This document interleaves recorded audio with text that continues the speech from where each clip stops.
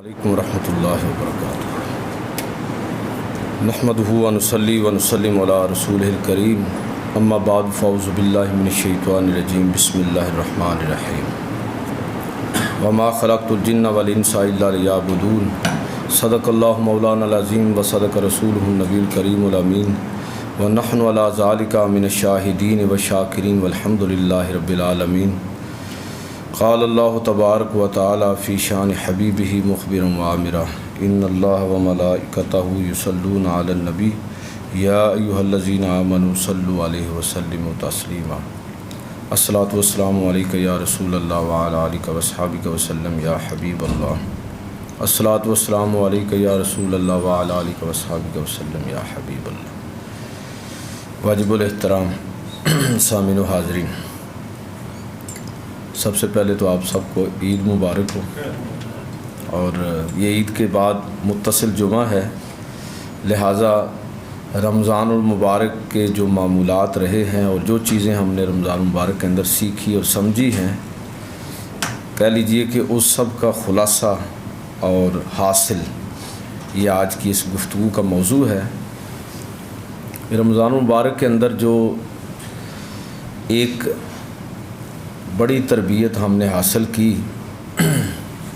کہ جس کی طرف قرآن مجید فرقان حمید کے اندر اشارہ ہے، وما خلقت الجن والانس الا لیعبدون، کہ ہم نے جن و انس کو اپنی عبادت کے لیے پیدا کیا ہے۔ اور رمضان المبارک میں صحیح معنوں میں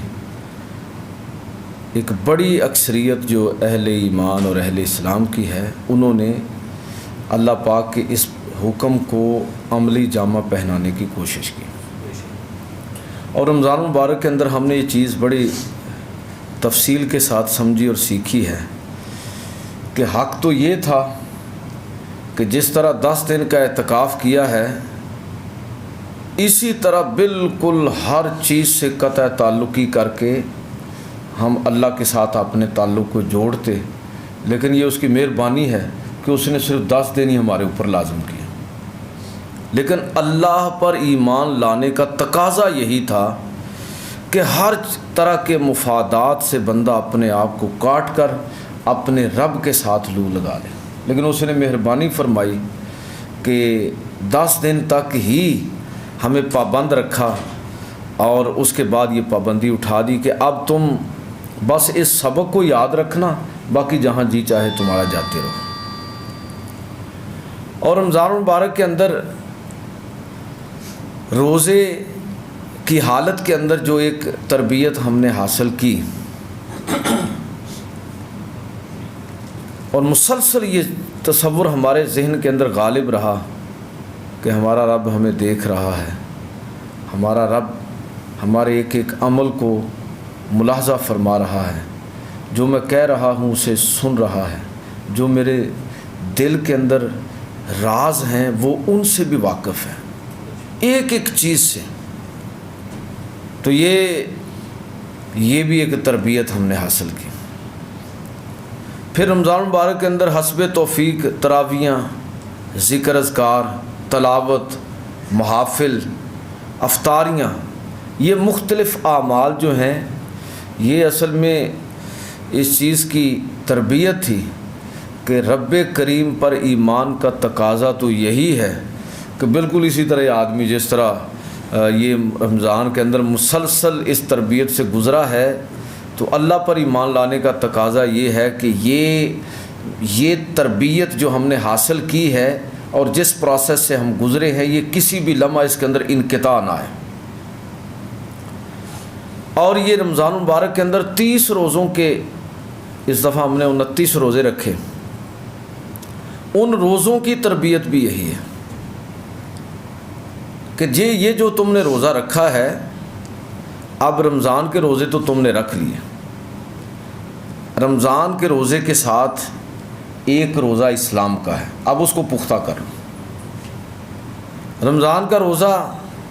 طلوع فجر سے غروب آفتاب تک مکمل ہو جاتا ہے اور ہم افطاری کر لیتے ہیں، لیکن اس روزے نے جو تربیت ہماری کی ہے وہ یہ ہے کہ یہ روزہ جس کو ہم رمضان کا روزہ کہتے ہیں، یہ تو بے شک ہم نے افطار کر لیا، طلوع فجر سے غروب آفتاب تک پابندی کے ساتھ اور اللہ کے حکم کے مطابق ہم نے غروب آفتاب کے ساتھ یہ روزہ افطار کر لیا۔ ایک روزہ ایسا ہے جو آخری سانس تک ہم نے افطار نہیں کرنا، وہ پورے دین کا اور اسلام کا روزہ ہے۔ تو اگر آپ ایک لحاظ سے دیکھیں تو رمضان المبارک جو ہے اصل میں یہ ہماری تربیت کا یہ پورا تربیتی سیشن تھا کہ اب پورا سال اور پوری زندگی تمہاری اس تربیت کے مطابق گزرنی چاہیے۔ ویسے تو آپ دیکھیں کہ فوجی اور مختلف ٹریننگ لینے والے لوگ جو مختلف جو بھی جن عہدوں پر ہوتے ہیں تو سال میں ایک دفعہ ہی زندگی میں ایک دفعہ ہی ان کی ٹریننگ ہوتی ہے، کبھی کبھار درمیان میں ریفریشر کورسز بھی آ جاتے ہیں، لیکن یہ بھی اللہ تعالیٰ کا فضل و کرم ہے کہ مسلمانوں کے لیے یہ لازمی طور پر سال میں 1 مہینے کا لازمی ریفریشر کورس ہے، تاکہ جو چیزیں ایک دفعہ گڑبڑ ہو گئی ہیں دوبارہ سے ٹھیک ہو جائیں۔ تو اس کا مطلب یہ ہوا کہ یہ روزہ جو ہے اور رمضان جو ہے یہ فی نفس ہی ہمیں کسی خاص مقصد کے لیے تیار کر رہا ہے، اور ہم نے وہ تربیت حاصل کی ہے۔ وہ تربیت کیا ہے؟ بالکل اسی انداز میں جس طرح کوئی مجاہد، کوئی فوجی، کوئی لڑاکو لڑائی کی جنگ کی تربیت حاصل کر کے جب میدان جنگ میں جاتا ہے اور دشمن کے مقابلے میں اپنی اس تربیت کو بروئے کار لاتا ہے، بالکل آپ اسی انداز میں سمجھیے کہ رمضان المبارک گزر گیا۔ اب رمضان المبارک میں جو تربیت ہم نے حاصل کی ہے، جو روحانی طور پر بالیدگی ہمیں نصیب ہوئی ہے، آپ دیکھیں ایک طرح کی الحمدللہ سب پر رمضان المبارک کے اثرات موجود ہیں، تو وہ اثرات جو ہیں وہ اب سال بھر ختم نہیں ہونے چاہیے، یعنی یہ رمضان اور اگلے رمضان تک اس کے اثرات باقی رہیں حتیٰ کہ اگلا رمضان آ جائے۔ یہ اس تربیت کا نتیجہ یہ ہونا چاہیے کہ اگر ہمیں اب شیطان کے مقابلے میں کسی محاذ پر کھڑا ہونا پڑے، ظاہر ہے کہ لازمی کھڑا ہونا ہوگا، یہ تو ممکن ہی نہیں ہے۔ شیطان تو ہر لمحہ اس ٹو میں لگا ہوا ہے کہ کیسے انسانوں کو اللہ کی راہ سے بھٹکانا ہے، اور رب کریم نے بھی تہیہ کیا ہوا ہے کہ ہم بھی اپنے بندوں کو اپنی طرف متوجہ کرتے رہیں گے، اور جو ہم سے استغفار کرے گا ہم اس کو لازمی معاف کر دیں گے۔ تو یہ ایک جو تربیت رمضان المبارک کی ہے، اور پورے رمضان المبارک کے اندر جو چیزیں ہم نے سمجھی اور سیکھی ہیں، سمجھ لیجئے کہ آج کی گفتگو کا موضوع یہی ہے کہ ہم اس کو ذرا دہرا لیں، ایک دفعہ پھر ریوائز کر لیں، اور اب باقی دنوں کے اندر ہم نے ان ساری چیزوں کو یاد رکھنا ہے۔ مثلا اب دیکھیے رمضان مبارک کے اندر آپ نے کیا سمجھا اور سیکھا ہے؟ اپنا محاسبہ کرنے کی صلاحیت ہمارے اندر آئی ہے، اپنا احتساب کرنے کی تربیت ہم نے حاصل کی ہے کہ ہمیں اپنے آپ پر ایک ضبط اور کنٹرول ملا ہے۔ نفس کے بے لگام گھوڑے کو ہم نے لگام ڈال دی ہے، اب وہ ہم سے وہ اپنی مرضی نہیں منوا سکتا، بلکہ ہم نے یہ تربیت لی ہے اور خوب تربیت لی ہے کہ ہم اپنے نفس کے تابع نہیں بلکہ اپنی چاہت کے تابع اپنے رب کی رضا کے لیے ہر عمل کریں گے۔ محاسبہ کرنا، محاسبے کی تربیت حاصل کرنا رمضان مبارک کا بنیادی مقصد اور مطمع نظر۔ حضرت عمر رضی اللہ تعالیٰ عنہ کا فرمان ہے، سے جامع ترمذی کے اندر یہ حدیث ہے، حضور آپ نے فرمایا، حضرت عمر فاروق رضی اللہ تعالیٰ عنہ نے فرمایا کہ حاسب قبل ان تحاسب، لوگوں اپنا محاسبہ کرو اس سے پہلے کہ تمہارا محاسبہ کیا جائے۔ وَتُزَيُّنُ لِعَرْضِ الْأَكْبَرِ، اور ایک بڑی حاضری سے پہلے اپنے آپ کو تیار کر لو، قیامت کی حاضری سے پہلے اپنے آپ کو تیار کرو۔ وَإِنَّمَا يُخَفَّفُ الْحِسَابُ يَوْمَ الْقِيَامَةِ عَلَىٰ مَنْ حَاسَبَ نَفْسَهُ فِي الدُّنْيَا، اور اللہ قیامت کے دن اس آدمی کے حساب کو خفیف کر دے گا، ہلکا کر دے گا جس نے دنیا کے اندر اپنا محاسبہ کرنے کی تربیت حاصل کر لی۔ اب روزے کا مقصد کیا ہے کہ ہم اپنا محاسبہ کرنے کی، اپنے اوپر ضبط کرنے کی اور اپنے اعمال کا جائزہ لینے کی تربیت حاصل کر لیں۔ مثلا ہم روزانہ حساب کرتے ہیں، آج کتنی نمازیں جو ہیں وہ جماعت کے ساتھ ہم نے کی ہیں، رہ تو نہیں گئی، تلاوت کتنی کی ہے، ذکر اذکار کتنا کیا ہے، مطالعہ کتنا کیا ہے، قرآن مجید فرقان حمید پر تدبر کتنا کیا ہے، کوئی علمی فکری مجلس کے اندر کیا ہم نے کوئی بیٹھ کے کوئی چیز سیکھنے کی کوشش کی ہے، یہ سارا محاسبہ ہے نا۔ تو جو شخص اس محاسبے کی تربیت حاصل کر لیتا ہے اور اپنی زندگی کے رخ کو متعین کر لیتا ہے، وہ شخص کیا ہے، کامیاب ہے۔ تو ایک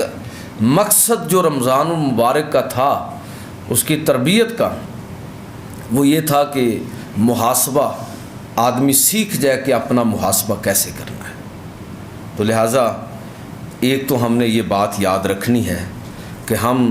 رمضان المبارک کے اندر جو حاصل کی ہے ہم تربیت، اب اس کو یاد بھی رکھنا ہے اور لمحہ بلمحہ کوشش کریں کہ اپنا محاسبہ کرتے رہیں۔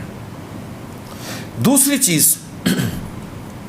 جو رمضان المبارک کے اندر ہم نے سمجھی اور سیکھی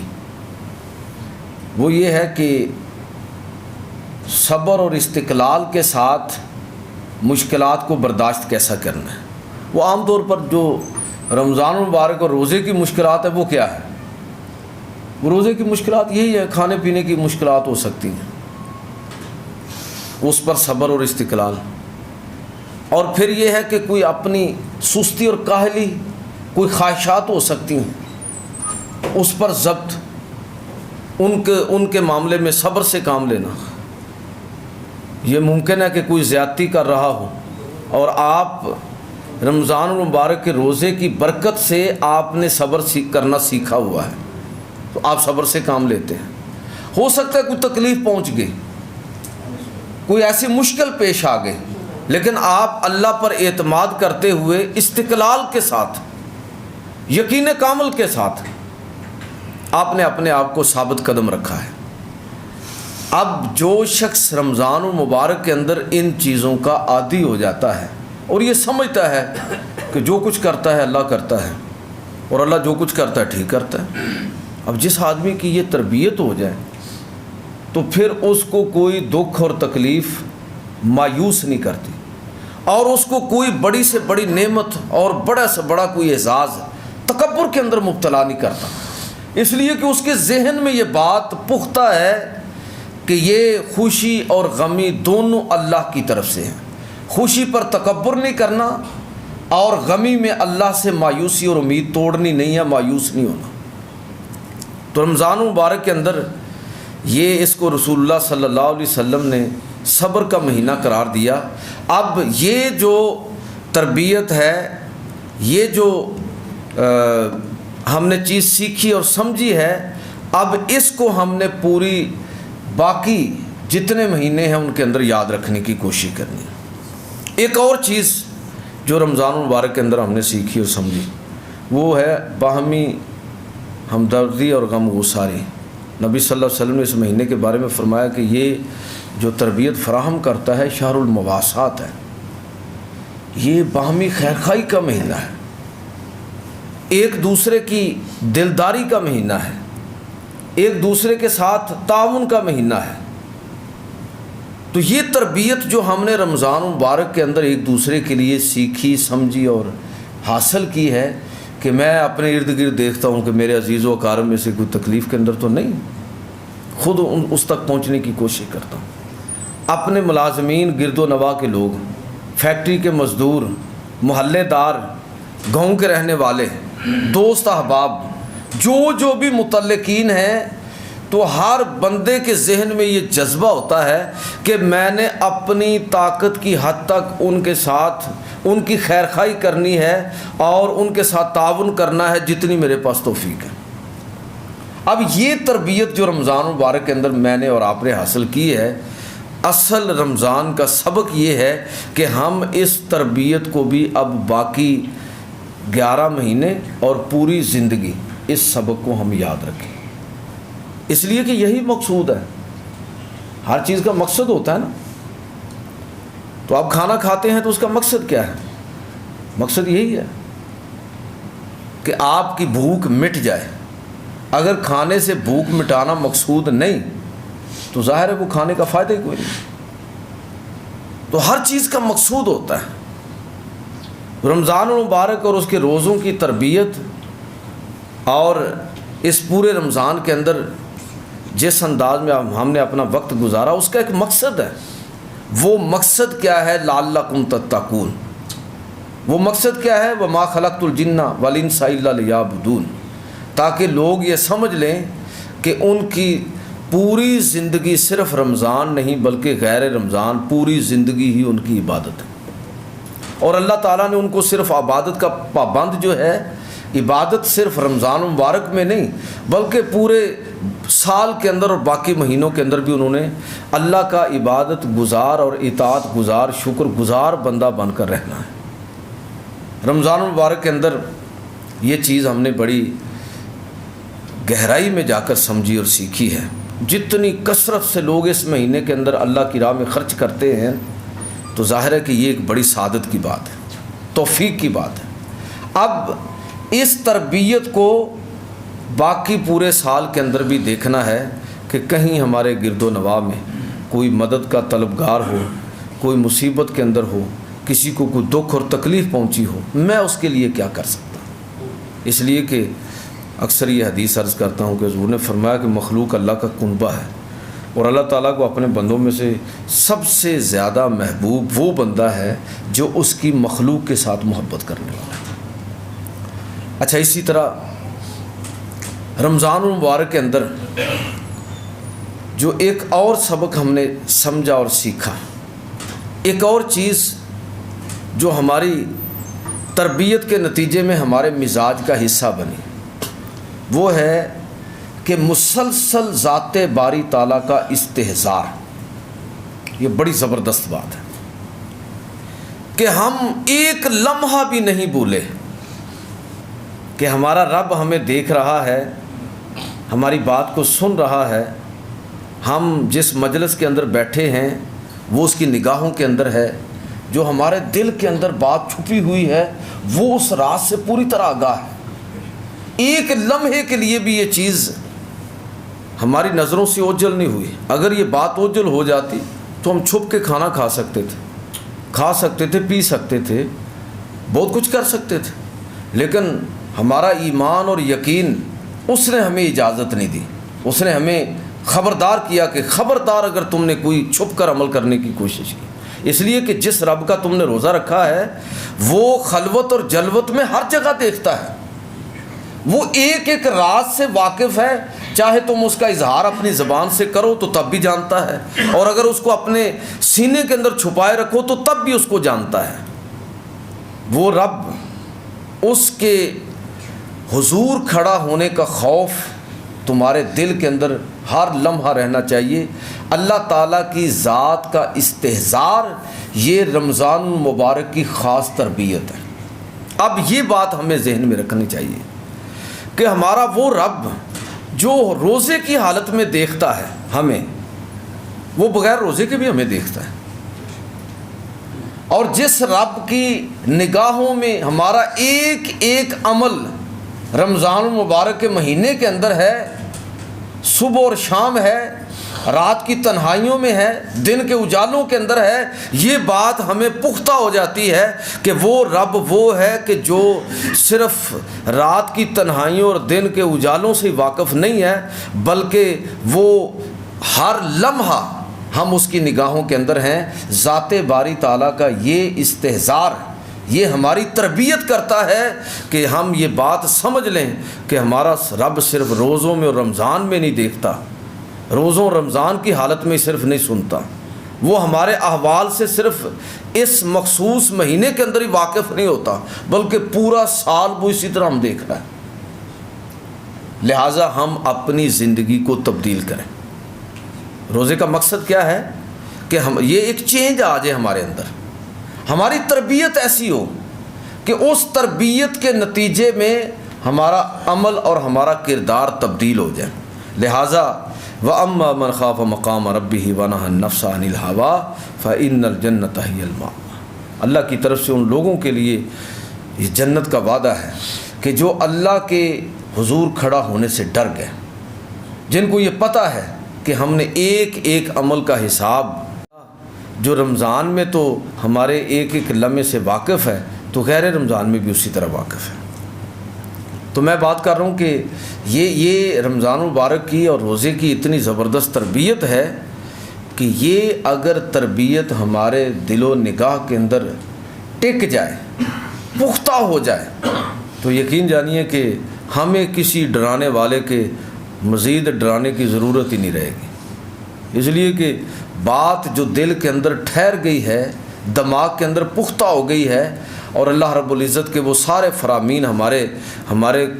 قلب و نگاہ کے اندر استحضار رکھتے ہیں کہ کسی جگہ تو اللہ تعالیٰ یہ فرما رہا ہے کہ دیکھو میں وہ ہوں، تمہارا اللہ وہ ہے کہ وہ تم پر نگہبان ہے، نگران ہے، ان اللہ کان علیکم رقیبا، نگرانی کر رہا ہے تمہاری۔ تمہارا رب وہ ہے کہ یعلم خائنۃ الاعین وما تخفی الصدور، کہ تمہارا رب وہ ہے کہ جو تمہارے دلوں کی اور تمہاری آنکھوں کی کیفیت اور حال کو جاننے والا ہے، تمہاری آنکھوں کی خیانت کو بھی جانتا ہے اور جو راز تمہارے سینے کے اندر چھپا ہوا ہے اس کو بھی جانتا ہے۔ جب بندے کے ذہن میں یہ بات پختہ ہو کہ میں جس رب پر ایمان رکھتا ہوں وہ ہے، قرآن مجید فرقان حمید کے اندر اللہ تعالیٰ فرماتا ہے کہ ما یکون من نجوا ثلاثۃ الا هو رابعهم، کہ جب تین لوگ آپس میں سرگوشی کرتے ہیں تو ان کا چوتھا ان کا رب ہوتا ہے۔ بندے کے ذہن میں یہ بات جب پختہ ہو جائے کہ جب تین لوگ کوئی سرگوشی کرتے ہیں، کوئی منصوبہ بناتے ہیں، اچھا ہو یا برا، تو اس کو ذہن میں یہ رکھنا چاہیے کہ ان کا چوتھا ان کا رب ہے، ولا خمسۃ الا هو سادسهم، اور جب پانچ تو چھٹا ان کا رب ہوتا ہے، ولا ادنی من ذلک ولا اکثر، اس سے کم ہوں یا اس سے زیادہ ہوں، الا هو معهم اینما کانوا، جہاں پر بھی وہ ہوں گے ان کا رب ان کے ساتھ ہوگا۔ ایسا استحضار، مسلسل استحضار کہ ہم اس رب پر ایمان رکھتے ہیں، اور رمضان المبارک کے اندر ہم نے وہ تربیت حاصل کر لی ہے، ہم نے وہ کورس مکمل کر لیا ہے کہ جس کے اندر ہم نے یہ سیکھا اور سمجھا ہے کہ ہمارا رب حاضر و ناظر ہے، ہر لمحہ، ہر جگہ پر، ہر مقام پر وہ ہمیں ملاحظہ فرما رہا ہے۔ اگر اس کے باوجود بھی کوئی شخص اللہ کی ذات پر پختہ ایمان اور یقین رکھنے کے باوجود، ذات باری تعالیٰ کے اس استحضار کی تربیت کے باوجود اگر پھر بھی کوئی شخص گناہ کے اندر مبتلا ہوتا ہے تو اللہ تعالیٰ فرماتا ہے بل یرید الانسان لیفجر امامہ، بلکہ انسان تو یہ چاہتا ہے کہ اللہ کے سامنے، صحن کے اندر سب کے سامنے، وہ کتنا بے شرم آدمی ہوگا جو پورے گھر کے افراد کے سامنے، کمرے میں نہیں، صحن کے اندر جا کر کوئی ایسا بلنڈر کرتا ہے، کوئی شراب نوشی کرتا ہے، کوئی گالی گلوچ کرتا ہے، کوئی غلط حرکت کرتا ہے، بچے بھی دیکھ رہے ہیں اس کو،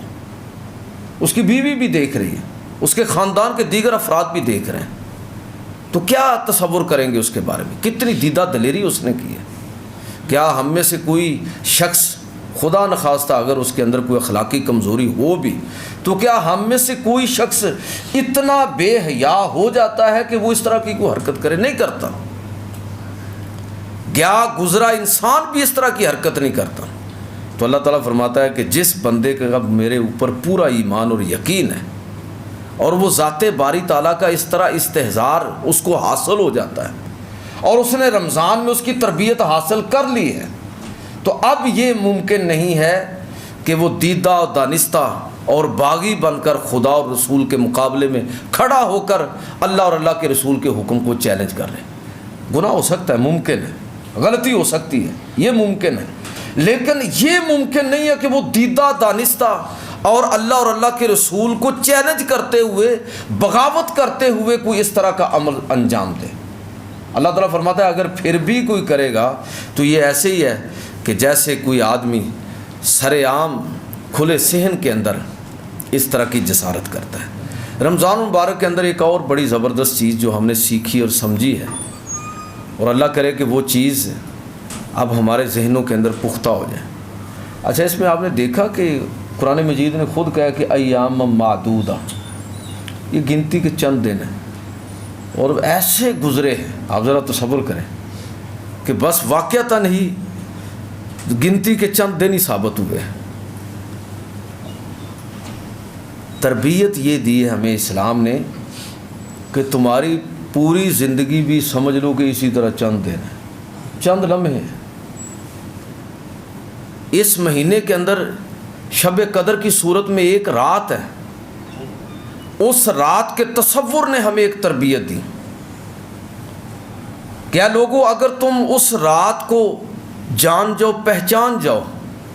اور اس کی قدر کرنا سیکھ جاؤ تو تمہاری وہ ایک رات 1000 رات بلکہ اس سے بھی زیادہ بہتر ہو جائے گی۔ یہی چیز ہے نا، خیر من الف شہر، 1000 مہینے سے بھی زیادہ بہتر ہے۔ یہ اصل میں ایک بات سمجھائی گئی ہے، وہ یہ ہے کہ اگر کوئی بندہ اپنی زندگی کے ایک ایک لمحے کو اس طرح ہی قیمتی بنانا شروع کر دے، اس کا دن اسی طرح اس کی نظر میں قیمتی ہو، اس کی رات، ہر رات اسی طرح اس کی نظر میں قیمتی ہو، اور واقعتاً ہی قیمتی ہے۔ آپ مجھے یہ بتائیے کہ جو دن بیت گیا کیا وہ کبھی واپس آتا ہے؟ ہماری زندگی میں سے نکل گیا وہ دن، وہ رات نکل گئی، ہماری زندگی مسلسل ہم زوال کی طرف جا رہے ہیں۔ تو جس آدمی نے اس رات کی قدر کر کے یہ بات سمجھ لی اور سیکھ لی کہ ایک رات اس نے پہچانا اور جانا کہ یار میں اگر ایک رات کی قدر کروں تو یہ 1000 مہینے سے بہتر ہے۔ اور اگر انسان ہر دن اور ہر رات کو دیکھیں، میں شروع میں بات کر چکا ہوں، عبادت کا وہ تصور نہیں ہے کہ آپ مسجد میں بیٹھ جائیں، اس پر میں بات کرتا رہتا ہوں۔ تو پوری زندگی عبادت ہے، آپ کا ہر ایکٹ عبادت ہے، آپ کا کاروبار عبادت ہے، آپ کا ڈیوٹی کرنا عبادت ہے، آپ کا گھر والوں کی خدمت کرنا عبادت ہے، اپنے رشتہ داروں کو وقت دینا عبادت ہے۔ کون سی چیز ہے جو عبادت سے باہر ہے جب وہ اللہ اور اللہ کے رسول کے حکم کے مطابق ہو؟ تو جب انسان اپنی زندگی کے ہر لمحے کو اس انداز میں قیمتی بنانا شروع کر دیتا ہے تو پھر وہ بزرگوں کا ایک قول ہے کہ ہر شب قدر است گر تو قدر دانی۔ اے بندے، اگر تجھے یہ بات سمجھ آ جائے تو صرف رمضان کی ایک رات ہی شب قدر نہیں ہوگی، بلکہ تیری زندگی کی ہر رات تیرے نامہ اعمال میں اسی طرح لکھی جائے گی کہ گویا کہ ہر رات ہی شب قدر ہے۔ تو یہ رمضان المبارک نے ہمیں یہ تربیت فراہم کی، رمضان المبارک نے ہمیں بتایا کہ اے لوگوں، تمہاری زندگی کا کوئی لمحہ ایسا نہیں ہے کہ جو فضول ہو۔ اگر تم چاہو تو ایک ایک لمحے کو رمضان المبارک کی طرح قیمتی بنا سکتے ہو، اور اگر چاہو تو ہر زندگی کے ہر دن کو اور زندگی کی ہر رات کو شب قدر کی مثل اللہ کے ہاں مقبول بنا سکتے ہو۔ تو یہ رمضان المبارک کی ایک تربیت جو میں نے اور آپ نے حاصل کی ہے، یہ اب اس کو غیر رمضان میں بھی ہم نے یاد رکھنا ہے۔ ایک اور چیز جو قرآن مجید فرقان حمید کے ساتھ ایک خصوصی تعلق کی صورت میں ہم لوگوں نے رمضان کے اندر سمجھی ہے، جتنا قرآن مجید رمضان میں پڑھتے ہیں شاید باقی دنوں میں نہیں۔ تو چلے کوئی بات نہیں، باقی دنوں میں اتنی تلاوت ممکن نہ ہو، لیکن یہ تو ممکن ہے نا کہ میں اور آپ سارے مل کے یہ باہر طے کر لیں کہ ہم رمضان المبارک میں تو ہم کثرت سے قرآن مجید کی تلاوت کرتے تھے، اور ذکر اذکار اور رکعتیں تلاوت اور باقی معمولات، لیکن رمضان کے علاوہ ظاہر ہے اور بہت سارے بکھیڑے ہیں۔ تو بس تھوڑا سا طے کر لیں کہ رمضان گزرنے کے بعد بھی ہم اپنی اس عادت کے کسی نہ کسی حصے کو باقی رکھیں، اپنے گھر کے اندر نماز کے بعد، اپنی فیکٹری کے اندر، اپنے دفتر کے اندر، اپنی دیگر ذمہ داریوں میں ہم اس چیز کو پیش نظر رکھیں کہ ہم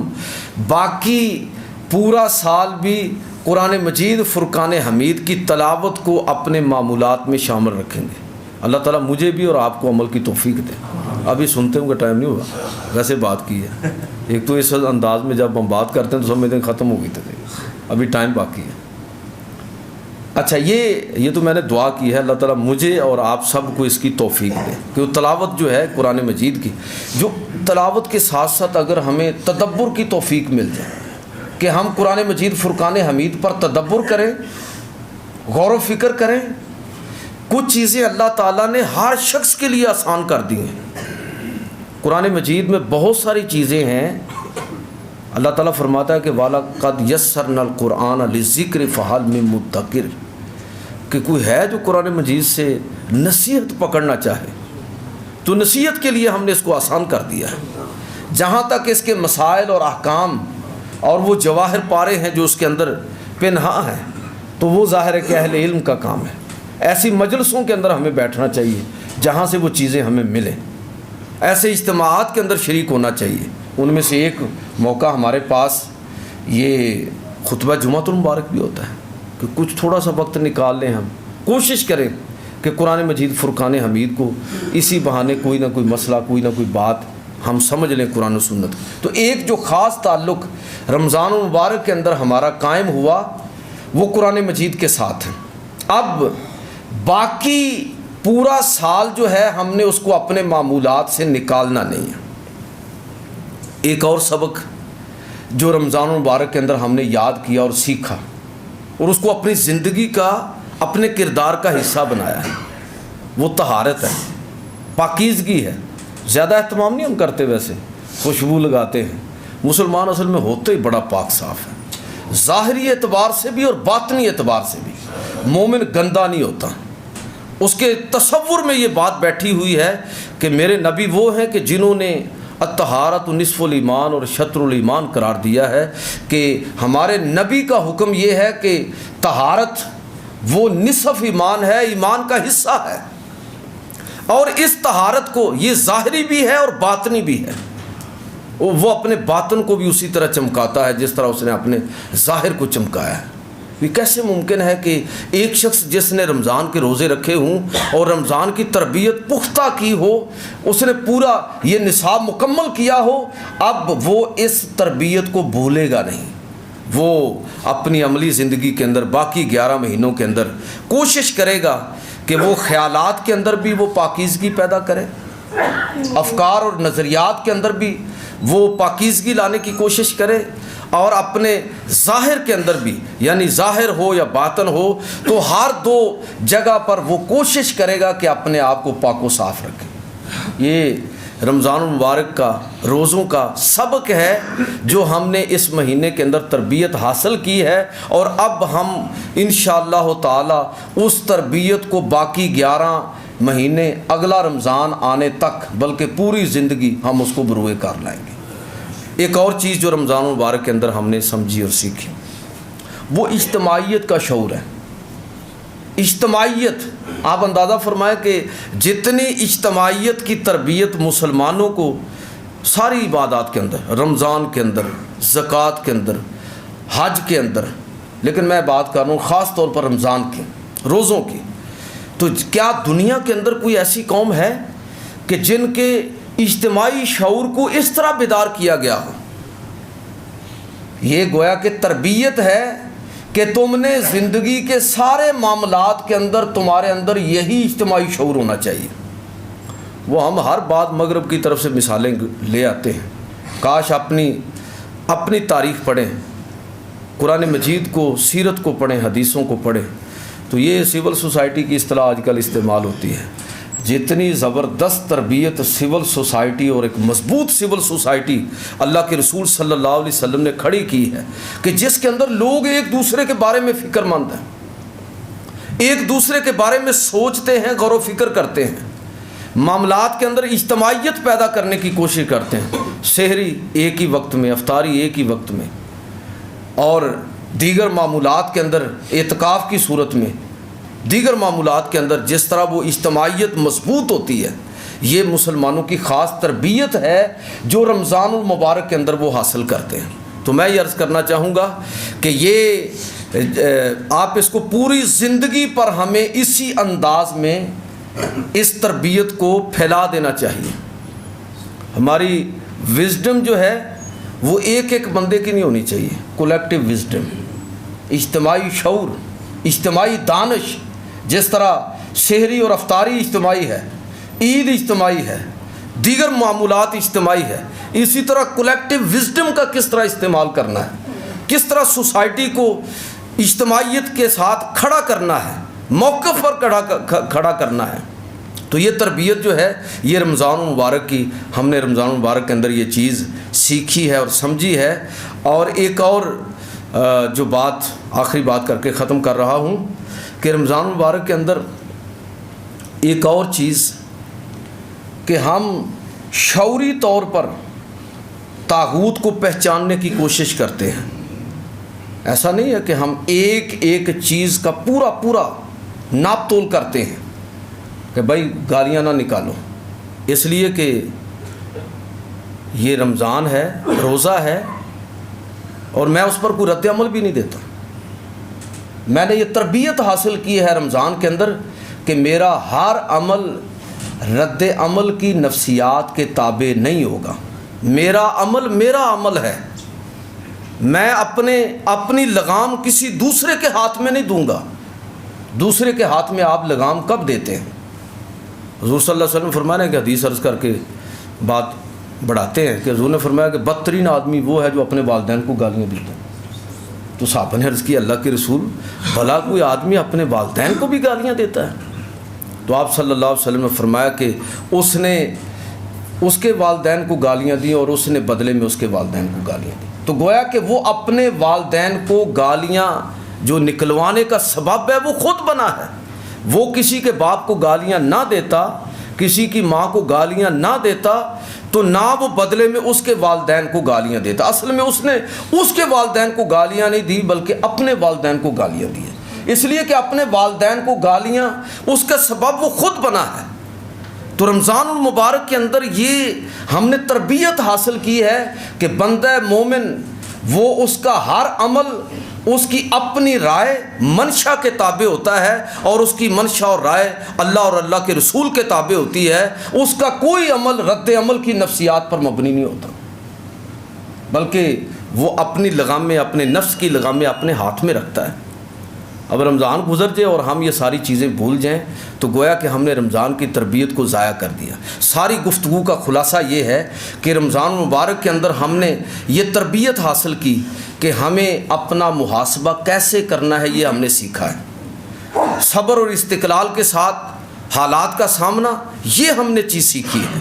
دوسروں کے ساتھ ہمدردی اور غم گساری، یہ چیز ہم نے سیکھی ہے۔ رمضان مبارک کے اندر ذات باری کا استحضار، ہر لمحہ یہ سمجھنا کہ میرا رب مجھے دیکھ رہا ہے، یہ بات پختہ طور پر ہم نے سمجھی اور سیکھی ہے۔ یہ چیز ہم نے سیکھی ہے کہ شب قدر کی طرح زندگی کا ہر لمحہ شب قدر کے اندر تبدیل ہو سکتا ہے اگر بندہ اپنی زندگی کے ایک ایک لمحے کی قدر کرنا سیکھ جائے۔ یہ چیز ہم نے سیکھی کہ رمضان مبارک کے اندر کہ ظاہر اور باطن دونوں کی پاکیزگی اللہ کو مطلوب ہے، اور رمضان مبارک کے اندر یہ چیز بھی ہم نے سمجھی اور سیکھی کہ اجتماعیت یہ اس دین کا حسن ہے، یہ اس دین کا مطمع نظر ہے۔ مقصود ہے کہ لوگوں کے اندر اجتماعیت پیدا ہو، اجتماعی شعور بیدار ہو، لوگ اپنی ذات کے بارے میں نہیں دوسروں کے بارے میں سوچنا شروع کر دیں۔ اور آپ ذرا غور کیجئے کہ جب میں اور آپ اپنے بارے میں نہیں دوسروں کے بارے میں سوچیں گے اور دوسرے میرے بارے میں سوچیں گے تو جو سوسائٹی کا ماحول ہوگا رمضان مبارک کی تربیت کے نتیجے میں وہ کس سطح پر پہنچ جائے گا۔ لہٰذا میرے بھائیوں، رمضان المبارک گزر گیا، لیکن یہ روزہ جو ہم نے ایک وہ تھا جو رمضان کا روزہ رکھا، وہ تو غروب آفتاب کے ساتھ افطاری ہو جاتی ہے، لیکن جو روزہ اسلام کا ہے وہ آخری سانس تک ہم نے قائم رکھنا ہے اور اس کو باقی رکھنا ہے۔ اللہ تعالیٰ مجھے اور آپ کو مجھے